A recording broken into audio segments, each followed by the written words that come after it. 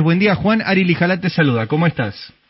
Buen día, Ari. ¿Cómo estás vos? Muy bien, gracias por atendernos. Juan, ¿cómo está la situación de los hospitales en la provincia, pero puntualmente en el AMBA y en las zonas que estén más complicados? Y sigue siendo una situación muy, muy difícil porque la alta ocupación de camas sigue en el mismo nivel y bueno, el incremento de los casos que tuvimos las últimas semanas y el sostenimiento de ese número de casos diarios hace que la demanda no vaya por lo menos a bajar en los próximos días, lo cual de alguna manera va completando las camas disponibles que nos quedan en el sistema, y eso complica porque ya hoy es muy difícil la derivación de pacientes, aunque la estamos pudiendo hacer, pero con mucha dificultad porque quedan pocas camas libres en ciertas regiones que hoy están con un alto índice de casos y se dificulta. Incluso no solamente las derivaciones, sino todos aquellos pacientes que están en terapias intermedias y que por alguna razón desmejoran y hay que pasarlos a terapia intensiva. En algunos casos esos hospitales pueden tener la terapia completa y ahí se necesita derivarlo a otro y ahí se complica más todavía. Así que la situación es muy, muy difícil. ¿Cuáles son las zonas, Juan, donde ya no hay más camas? Sí, sin ninguna cama no quedan, no hay zonas, sino que hay hospitales que completan. Sí. Por ejemplo, todo lo que es zona oeste y zona sur de AMBA está complicado. La Plata está complicado, tiene altísima ocupación de sus hospitales más grandes. Sí. Y zona sur me refiero a Matanza, Loma de Zamora, Lanús, Quilmes, Avellaneda, Moreno, Merlo, José Cepaz. Son zonas que están con un altísimo índice de casos, una muy importante ocupación, porque cuando vos hablamos de un promedio del 78-79% del AMBA y La Plata y Gran La Plata, cuando vos lo vas focalizando en áreas, hay áreas que están con más ocupación, que llegan a un 85, un 90, y hospitales que están completos. Entonces, eso se hace, y son regiones extensas y con mucha población, y eso complica mucho. Juan, ¿cómo estás? Nicolás te saluda, buen día. Buen día, ¿cómo estás, Nicolás? Bien, en función de lo que ha venido siendo en las últimas 2 semanas la curva de casos, y sabiendo que la exigencia a la situación hospitalaria de alguna manera sigue esa curva con un poco de delay, ¿qué se puede esperar para los próximos días? Y que este nivel se complete en parte la saturación de algunas regiones, pudiendo, el sistema seguir funcionando a pesar de que no puede absorber más, lo que constituiría una saturación. Ya la situación de colapso es cuando el sistema no empieza a fallar como sistema. Eso no está sucediendo. Lo que está sucediendo es que tenemos un sistema que, con alta demanda, con zonas, con hospitales que han saturado y que requiere de alguna manera derivar pacientes o tratar de compensar esa distribución de camas disponibles a lo largo y a lo ancho de la red. ¿Pero estamos lejos del colapso, Juan? ¿Cómo? ¿Estamos lejos del colapso? Estamos en un nivel de saturación. Si el sistema, sigue sobredemandado, vamos a empezar a tener dificultades. Una, por ejemplo, es el oxígeno. Hoy el oxígeno está con un altísimo requerimiento porque hemos triplicado la cantidad de demanda de oxígeno, porque cuando hablamos de que vamos a aumentar 100 camas más, son 100 camas que están enchufadas a la red de oxígeno. Sí. Entonces, si ese recurso crítico empieza a fallar, ahí sí uno puede hablar de que el sistema no está funcionando o no está pudiendo dar, no está pudiendo dar respuesta. Y eso es un indicador de que puede colapsar, pero hoy por hoy lo estamos pudiendo resolver. Pero va a depender mucho de cómo se comporten los casos, porque el incremento no es lineal, no es que aumenta la cantidad de casos y siempre tenés la misma cantidad de pacientes que van críticos, pero hay un porcentaje que va a requerir terapia intensiva. Juan, te consulto porque hablando con médicos en hospitales en la ciudad, en la provincia, e incluso leyendo reportes del exterior, hay una coincidencia de que esta segunda ola viene con muchos más pacientes jóvenes que llegan a instancias de terapia intensiva, pacientes sin comorbilidades, pacientes que en otro momento se hubiera esperado que cruzaran la enfermedad de forma más leve. ¿Ustedes tienen alguna información al respecto? ¿Se está haciendo algún estudio? ¿Se pudo sacar alguna conclusión?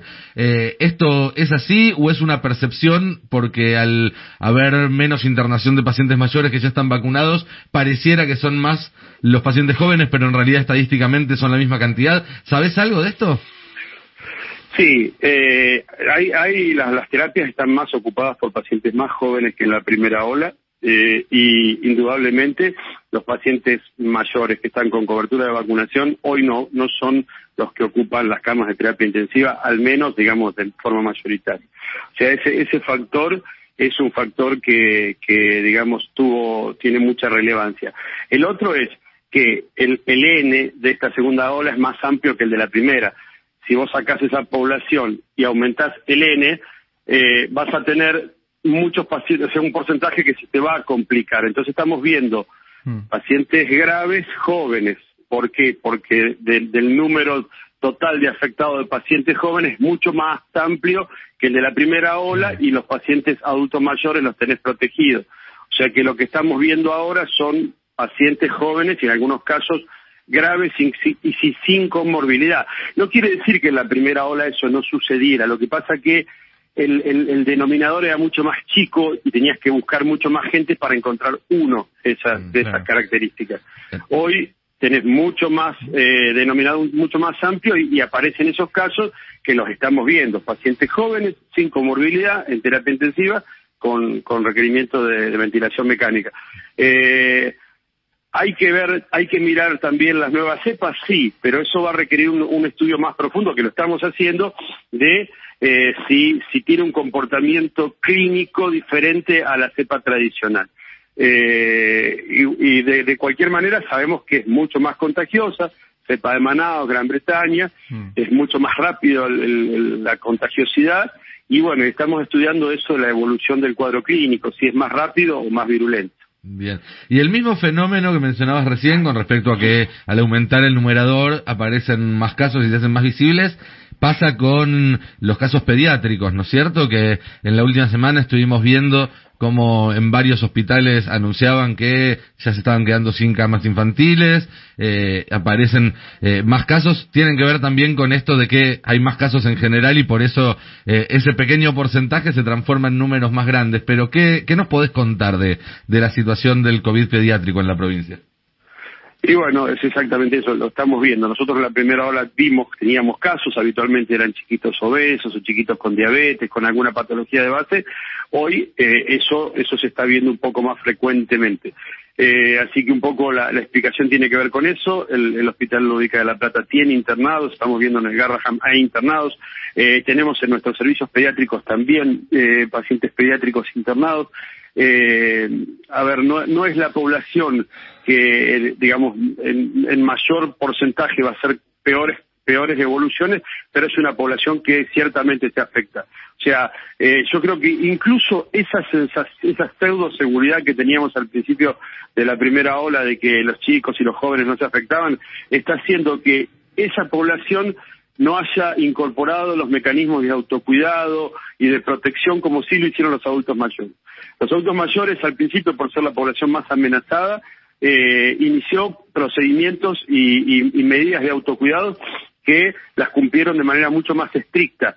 Y la población joven, por eso nosotros estamos difundiendo un video de concientización para que los jóvenes también, digamos, puedan incorporar medidas de autocuidado para evitar el contagio, porque se contagian y se enferman.